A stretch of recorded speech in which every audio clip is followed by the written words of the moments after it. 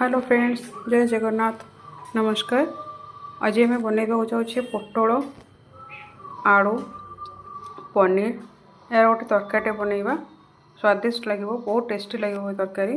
तो तापाई कि मुझे फास्ट नहीं दुईटी पियाज रफली चॉप कर देती किसी रसुण अदा धनिया जीरा दुईटी टमाटर नहीं खिसमिस 5 ରୁ 6ଟି नहीं काजू डालचीनी 3 खंड गुजराती 2टी एवं 6-7टी खंडे गोलमरिच नहीं।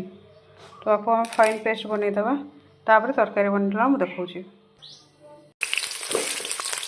किसी हलदी और किसी लुण भलसे भाजी देखते फ्रेंड्स पोटल गुड़ा बहुत बढ़िया भाव भाजी हो जाए कड़े बाहर करना। कड़े जो तेलटी बड़ी जाइए सिझा आलू रखते सिझा आलू पके भाजवा फ्रेंड्स आलू गुड़ा भाजी हो जाए आपको कड़े बाहर करदे। कड़े किसी तेल दे पनीर गुड़ा भी भलसे छाणी नवा। आम पनीर को बेसी कड़ा कर भाजवानी जस्ट टिके कलर चेंज होगा आम पनीर को काढ़ीदे ना तो ये बहुत चेमड़ा हो टाण हो बापा पनीर आलू पोटल भलसे फ्राए हो गला। से कड़े तेजपत्र दुटा पकेबा देन कटा होता पियाज से पकईदे। देखु पियाजर कलर चेंज होगापर किसी काश्मीर रेड चिली देवा जस्ट टिके भाजी है जो मसला पेस्ट कर रखी फाइन पेस्ट कर देखो ब्लेंडर रे किसी मसला लगी किसी पानी देदेबा मसला किसी हलदी गुंड दबा हलदी गुंड देलापर मसलाटा को कंचा स्मेल जावा पर्यंत भल भाव में कषा जमीक तेलटा मसलार उपरू चली आसो। देखु मसला कषाई आपको देखा मसला अधा कषाई सारे आम ए करी पाउडर दबा करी पाउडर दे सारापर भल भाव में कषा।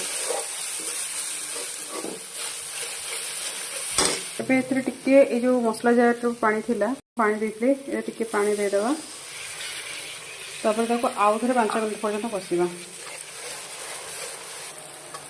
देखो मसलार भल भाव तेल छाड़ी आसला पोटल पकईदे मसला भाजिला देखु ये पोटल आलू एकाथर पकईदेवी आपको टिके समय पानी देके कषा।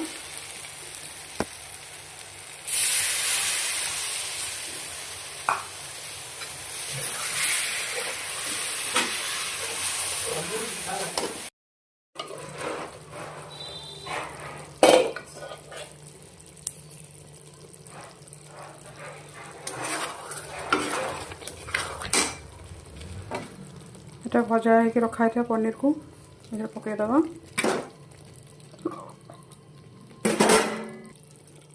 पकईके भलसे मिक्स करवा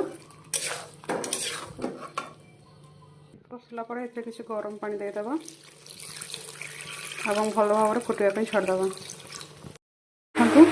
पोटल आलू पनीर तरकारी अलरेडी हो सारा डालचीनी गुजराती गुंड पकईदे अंडा को बुड़ेदेवा हो गला आमर पोटल आलू पनीर तरकारी। जदि मोर रेसिपी आपको भल लगुच मोर वीडियो को लाइक शेयर सब्सक्राइब जदि मोर वीडियो किसी त्रुटि रोचे ताहले मते कमेंट माध्यम रे जणातु। नमस्कार।